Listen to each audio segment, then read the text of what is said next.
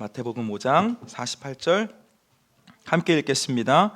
그러므로 하늘에 계신 너희 아버지의 온전하심과 같이 너희도 온전하라. 아멘. 우리나라에 이제 월드 클래스 라인이 있죠. 그 중에 한 명이 이제 봉준호 감독이라는 사람인데, 몇 해 전에 이 봉준호 감독이 아카데미 시상식에서 여러 가지 상을 받았는데 가장 중요한 상이 이제 감독상을 수상했습니다. 그러면서 이제 수상 소감을 다음과 같은 말로 하기를 시작했는데, 이제 함께 후보에 올랐던 마틴 스콜세지의 가르침이었던 가장 개인적인 것이 가장 창의적인 것이다 라는 말을 항상 내 가슴에 새기고 있었습니다. 그러면서 이제 자신이 따르고자 했던 그 사람과 함께 내가 후보에 오른 것이 영광입니다 라는 수상소감을 했어요. 그러니까 내가 바라고 내가 따르던 이 사람 덕에 내가 여기 있을 수 있었습니다 라고 이야기를 했다라는 거죠. 여러분, 좋아하는 사람이나 혹은 존경하는 사람은 그 사람과 어떻게든 더 가까이 하고 싶고, 또 가까이 하다 보면 그 사람을 닮아갑니다. 그래서 이제 부부가 서로를 닮아간다고 하고, 자녀가 부모를 닮는 이유도 가까이 하기 때문이겠죠. 같은 이유로 우리나라에서도 이제 청소년들과 청년들에게 롤모델이나 멘토의 중요성을 강조하곤 합니다. 저는 이제 제 롤모델로 삼고 있는 목사님들이 계시고, 그분들의 설교나 책을 항상 가까이 하려고 합니다. 이제 지난주에 제주로 여행을 오셔서 함께 예배 드리신 성도님 한 분이 저에게 이제 메시지를 주셨는데, 이런 메시지를 주셨어요. 목사님 설교를 듣는데 제가 아침마다 찾아서 듣는 그 목사님이 생각이 났습니다. 이런 메시지를 주셨어요. 그래서 말씀 주신 그 목사님은 제가 너무나 닮고 싶은 목사님이고, 그래서 그분의 설교도 많이 듣고 제 서재에는 이제 그분이 쓰신 책이 가장 많이 꽂혀 있는데 조금씩 닮아가고 있었던 것 같습니다. 여러분, 세계 최고의 부자 중 한 사람이었던 이 워런 버핏은 가치 투자의 아버지라는 별명을 가지고 있는 벤자민 그레미엄을 롤모델로 삼았고요. 또 애플의 CEO였던 이 스티브 잡스는 폴라로이드를 발명한 에드먼 랜드를 롤모델로 삼았다고 합니다. 좋아하고 존경하면 그 사람을 닮아가는 거죠. 그렇다면 여러분은 누구를 닮아가고 있습니까? 여러분, 누굴 닮길 원하시나요? 답을 다 드렸죠. 우리 열심히 찬양도 했잖아요. 성도된 우리는 우리의 영적인 아버지이시며 동시에 선생님이신 그 예수님을 닮아가야 하지 않겠습니까? 성도를 다른 표현으로 그리스도인이라고 부릅니다. 그리스도인. 여러분, 그리스도인은 그리스도를 따르는 사람을 말합니다. 그리스도인이 그리스도를 잘 따르고 있다면 그 그리스도인의 모습에서는, 그 그리스도인의 삶에서는 분명 예수님이 보일 겁니다. 사랑하는 여러분, 성도로 그리스도인으로 부름을 받은 우리의 모습 속에 지금 예수님이 계십니까? 우리 본문 말씀을 다시 한번 읽어볼까요? 마태복음 5장 48절 같이 읽습니다. 시작. 그러므로 하늘에 계신 너희 아버지의 온전하심과 같이 너희도 온전하라. 아멘. 여러분, 마태복음 5장에서부터 8장까지는 예수님의 산상설교로, 산에서 하신 설교로 제자들에게 주신 말씀의 기록입니다. 자, 예수님께서는 제자들에게 하늘에 계신 너희 아버지의 온전하심과 같이 너희도 온전하라 라고 말씀하세요. 온전하라. 여러분, 하늘에 계신 너희 아버지가 누구를 말할까요? 죽은 조상을 의미할까요? 그렇지 않을 겁니다. 하나님 아버지, 하나님을 의미하는데 그 하나님과 같아지라 라는 말씀을 주셨다라는 거죠. 이 말씀 누가 주셨나요? 예수님이 하신 겁니다. 우리 성경을 뒤로 좀 넘기셔서 에베소서 4장 말씀도 보겠습니다. 에베소서 4장 13절, 제가 가지고 있는 성경으로는 신약 313면에 있습니다. 에베소서 4장 13절, 4장 13절 함께 읽겠습니다. 시작. 우리는 다 하나님의 아들을 믿는 것과 아는 일에 하나가 되어 온전한 사람을 이루어 그리스도의 장성한 분량이 충만한 데까지 이르리니. 아멘. 바울은 지금 성도들에게 하나님의 아들을 아는 것과 믿는 일에 하나가 되어서 온전한 사람을 이루고 그 일을 통해 예수님 닮아갈 것을 권면하고 있습니다. 우리 지난주에 살펴본 말씀을 좀 잠깐 복습해 보면 사도 요한은 성도들의 믿음을 어린아이의 단계, 그리고 청년의 단계, 마지막으로 아비의 단계로 구분하고 있다라는 말씀을 드렸습니다. 자, 우리가 복음을 듣고 회개해서 주님의 자녀가 되는 것, 그래서 죄로 인한 심판이나 죽음이 주는 그 두려움으로부터 해방된 사람의 믿음, 그 단계의 믿음이 어린아이와 청년의 믿음이라면, 믿음이 장년의 단계에 이른 사람은 비로소 아는 것과 믿는 것이 하나가 된 삶을 살아갑니다. 내가 성경을 아는 대로 살아간다라는 거죠. 우리가 최근에 공부하고 있는 이 신학적 용어로 다음에 말씀을 좀 이어가 보면, 회개하고 복음을 믿음으로써 주님의 자녀가 되는 것, 주님으로부터 의롭다 여김을 받는 것을 칭의라고 부른다고 말씀을 드렸습니다. 칭의. 그러니까 어제까지 하나님을 전혀 모르던 사람도, 죄악 속에 살던 사람도 복음을 듣고 회개하면 하나님으로부터 칭의의 은혜를 받습니다. 의롭다 여김을 받고 주님의 자녀가 되는 거죠. 죄인이었지만, 이전까지는 죄인이었지만 예수님의 그 대속의 은혜 안에서 의인으로 여김을 받는 겁니다. 믿음 안에. 자, 그런데 여러분, 하나님의 자녀가 되었지만, 의인으로 여김도 받았지만, 구원도 받았지만, 어제까지 하나님과 상관없는 삶을 살던 사람은 아무리 믿음이 생기고 구원의 확신이 생겼다고 해도 그의 삶은 하나님을 몰랐을 때의 삶이 더 익숙할 수도 있겠죠. 그러니까 교회에서 들은 것, 성경의 표현으로 아는 것과 믿는 것, 그리고 사는 것이 다를 수가 있습니다. 차이가 날 수 있습니다. 그러니까 성령님의 은혜 안에서 한 번에 뒤집어지고 한 번에 변화가 되는 사람들도 있지만 예수님을 닮아가는 데까지는 시간이 필요하다는 거죠. 그래서 우리에게는 성화의 과정이 필요하다라는 말씀을 드렸습니다. 성화, 거룩할 성, 될 화. 하나님, 거룩하신 하나님처럼 거룩하게 되는 과정이 우리에게는 필요하다라는 거죠. 여러분, 우리는 하나님의 자녀가 되었으니 하나님을 닮아가야 하고요, 하나님의 집 안으로 들어왔으니 이 집 안에 어울리는 삶을 살아야 하는 겁니다. 자, 그렇다면 여러분, 우리는 어느 수준까지 예수님 닮아가야 될까요? 어느 수준까지? 예수님께서 말씀하셨습니다. 하늘에 계신 너희 아버지께서 온전하심과 같이. 바울도 이야기했죠. 아는 것과 믿는 일에 하나가 되어서 온전한 사람을 이루고 그리스도의 장성한 분량이 충만한 데까지. 여러분, 주님께서 우리에게 바라시는 일은 예수님까지입니다. 예수님까지. 하나님께서 흠없이 거룩하신 것처럼 우리도 거룩하게 되어지는 일을 우리 하나님께서 바라신다라는 거죠.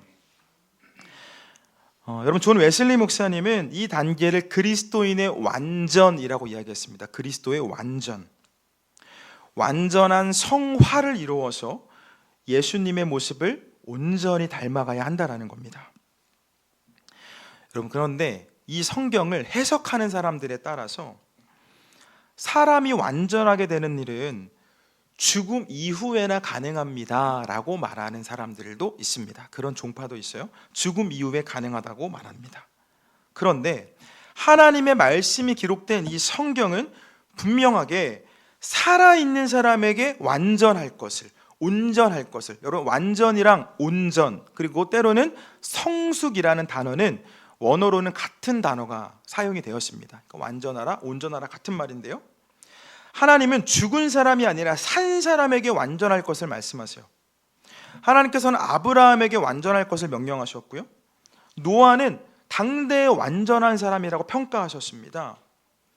지금 죽음을 앞두고 있는 아브라함에게 주신 명령이 아니었고요, 이미 죽은 노아에 대한 평가도 아니었습니다. 하나님은 분명 산 사람들에게, 예수님도 마찬가지예요, 이 땅을 살아가는 사람들에게 완전해질 것을 말씀합니다.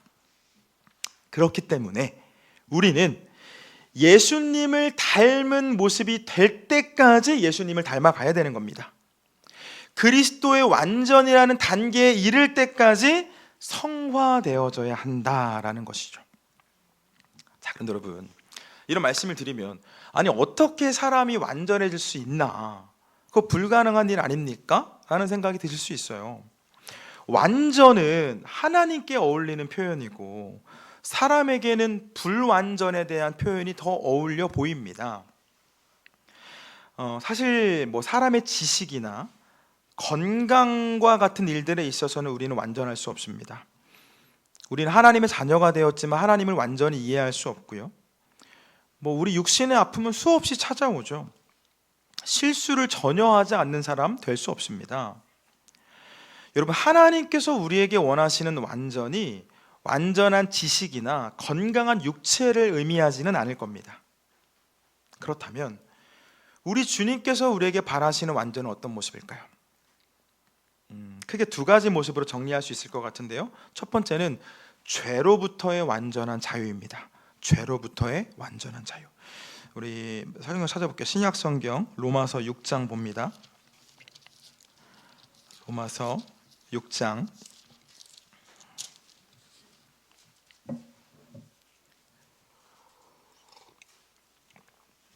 로마서 6장 12절부터 14절까지 봅니다. 로마서 6장 12절에서 14절 찾으셨나요? 같이 읽겠습니다. 시작. 그러므로 너희는 죄가 너희 죽을 몸을 지배하지 못하게 하여 몸의 사욕에 순종하지 말고, 또한 너희 지체를 불의의 무기로 죄에게 내주지 말고, 오직 너희 자신을 죽은 자 가운데서 다시 살아난 자 같이 하나님께 드리며 너희 지체를 의의 무기로 하나님께 드리라. 죄가 너희를 주장하지 못하리니 이는 너희가 법 아래에 있지 아니하고 은혜 아래에 있음이라. 아멘. 성경 뭐라고 말씀합니까? 우리가 은혜 안에 있는 사람이 되었으니 죄에게 경건하지 않은 것에 우리의 몸을 내어주지 말고, 우리의 몸을 주지 말고 하나님께 드린 사람이 되라. 죄에게 내 몸을 내어주지 말고 하나님께 드린 사람이 되라고 말씀하세요. 그 아래 15절 같이 읽습니다.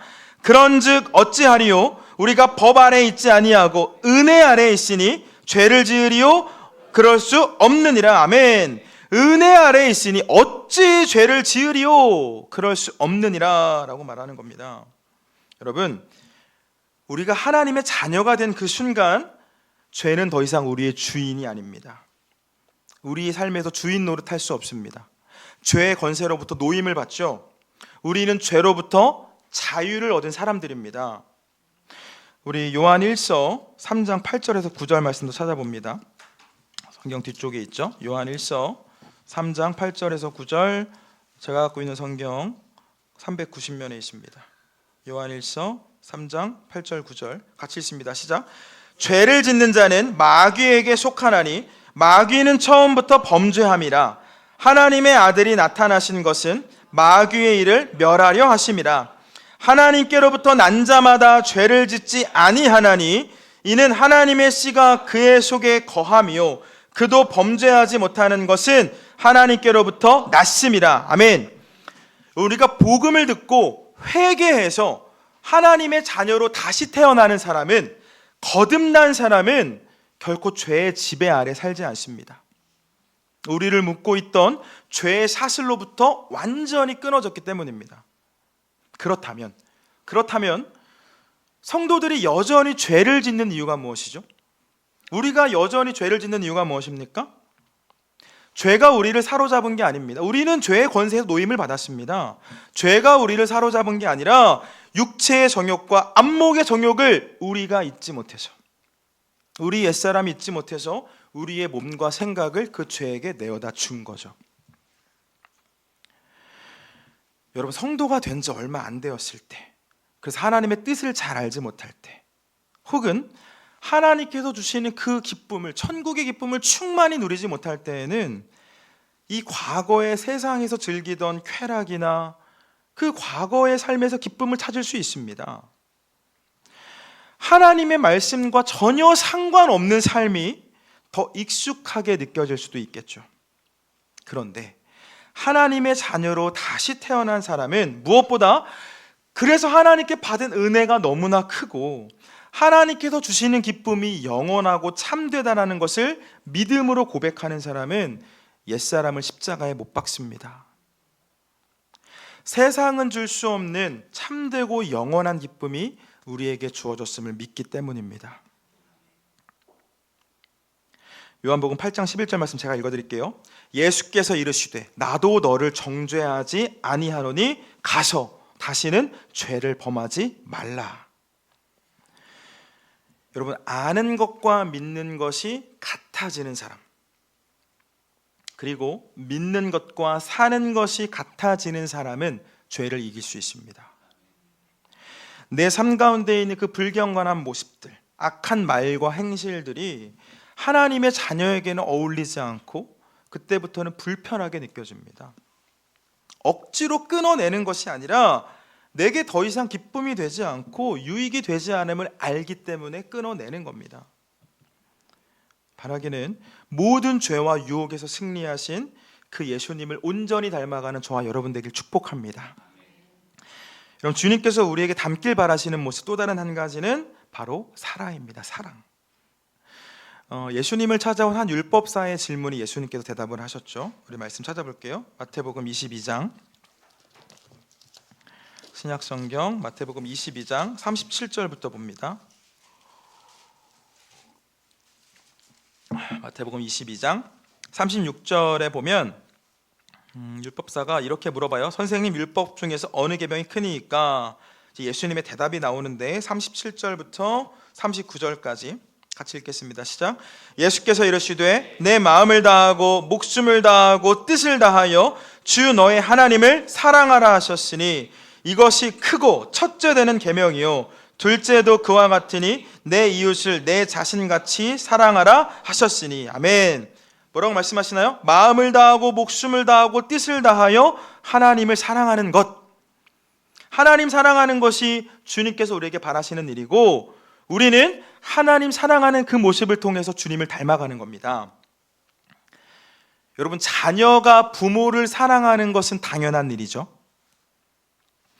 하나님은 우리를 자녀로 삼아주셨는데 우리의 아버지가 되신 그 하나님께서는 여러분 우리를 존재하게 하셨고요, 우리의 필요를 채워주시고요, 우리를 귀하게 여겨주시는 분이시죠. 무엇보다 우리를 사랑하셔서 우리에게 당신의 전부를 내어주신 분 아닙니까? 우리가 받은 그 놀라운 사랑 안에 있을 때 우리도 하나님 사랑할 수 있습니다. 또 하나, 하나님과 우리가 사랑하고 우리 안에 하나님의 사랑으로 충만하다면 우리는 하나님께서 사랑하시는 영혼, 하나님께서 바라보시는 영혼을 우리도 바라보게 되고 우리도 사랑하게 되는 겁니다. 오직 사랑 안에 하나님과 하나가 된다는 것을 믿기 때문입니다. 여러분, 하나님께서 우리를 사랑하신다는 것, 그래서 우리는 그 하나님과 이웃을 사랑해야 한다는 것을 아는 것으로 끝나는 게 아니라 이 사실을 믿고 우리의 삶으로 살아낼 때 우리는 주님을 닮아갑니다. 우리 요한복음 13장 34절 말씀 한 번 찾아볼게요. 요한복음 13장 34절.